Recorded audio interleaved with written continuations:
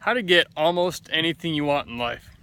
There are a few keys that can help you do that. In fact, I'm out here on my motorcycle right now. You can see this is my ride. It's a great day out here, about 80 degrees, sunny, perfect day for a ride. In fact, behind me here is Lake Ray Roberts. It's in North Texas. There's a big dam over there you can see at the edge.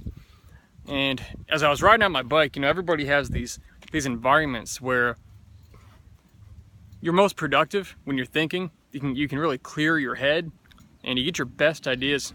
And for me, it's usually in places when I can't write things down. And obviously on a motorcycle, that's the case. I don't want to be doing anything but riding and watching where you're going and looking out for other people.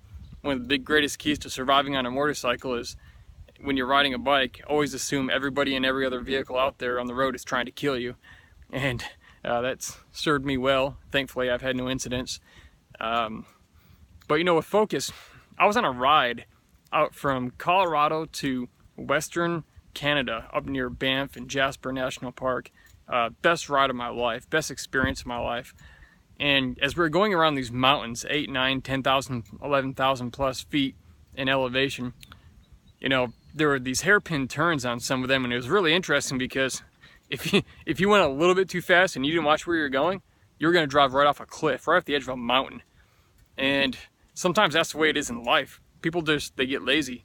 You know, they get accustomed to what they're doing and they don't see the immediate danger. It's kind of like, I don't know who said it, but it was some race car driver during an interview where the interviewer asked him, he said, you know, you're driving toward this wall at 200 miles an hour and you see the turn coming. What goes through your head when you see that wall coming? And the race car driver said, I don't see the wall coming because I don't look at it.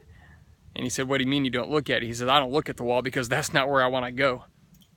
Focus. Wherever you focus is where you're going. It's the same thing on this motorcycle. People, they think it's the craziest thing. They don't realize it, but it's true. It doesn't matter where you're trying to steer this motorcycle or any motorcycle you're riding. That bike is going wherever you're looking. Your body will naturally steer it in the direction wherever your eyes are looking. And in life, it's like that.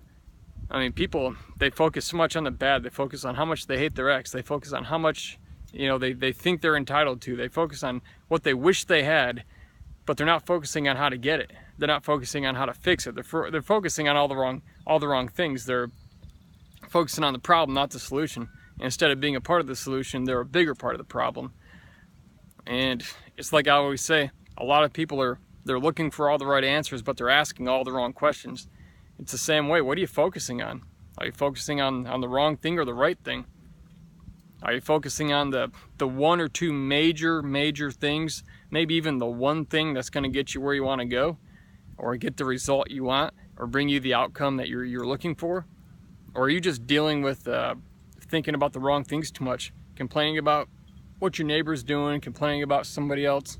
There are a whole lot of people out there that they never go anywhere in life because they're so busy focusing on the wrong things and complaining about other people and whining. Look, successful, happy, productive people, we don't have time to whine about everybody else. We don't have time to complain about what everyone else is doing. Unless it's something that's hurting somebody, then we have to say something. Or if it's working to someone's disadvantage and it's something unethical or immoral, we have to say something then. But other than that, what are you focusing on? You know, it's a political season at the time I'm recording this, and there was a major candidate that just dropped out of the race. And I saw people on social media saying, hey, you know what, the sky is falling, it's all over with. Literally people saying, God have mercy on our souls. And I'm like, come on, it's a political candidate, get yourself together. Yeah, then I posted something up.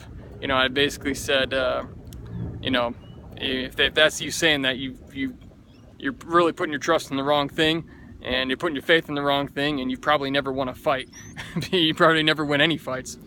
Because somebody's willing to just throw their hands up and start screaming the sky is falling when it's not going their way, they're focusing on the wrong thing.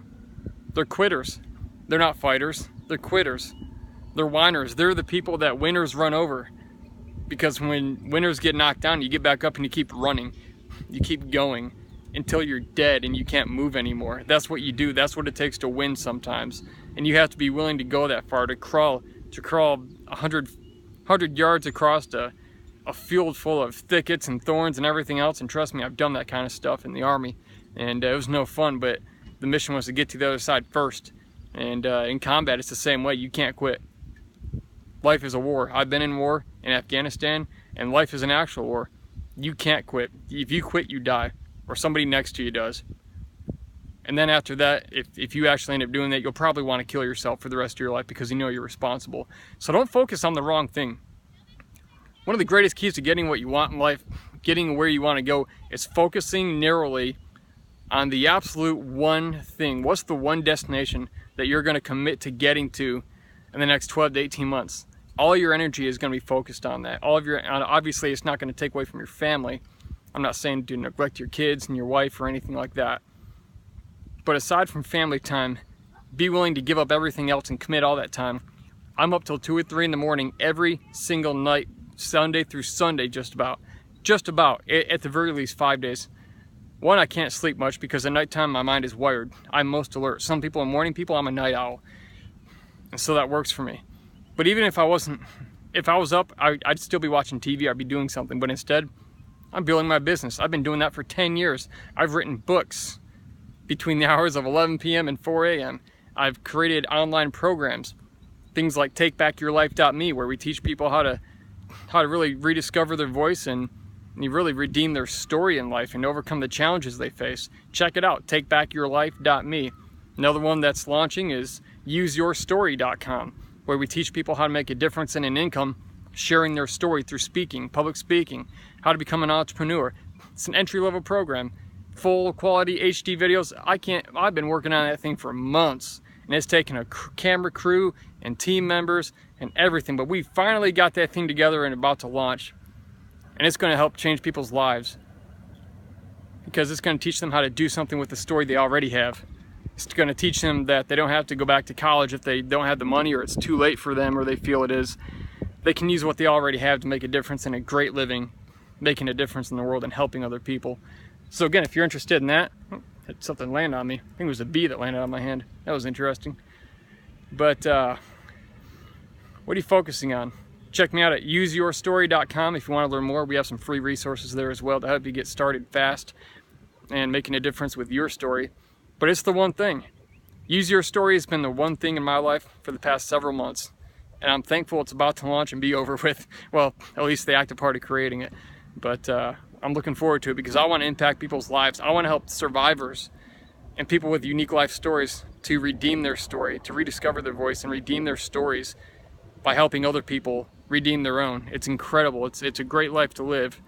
And so, anyway, one of the greatest keys to success, getting what you want, creating the outcomes you want, is focus.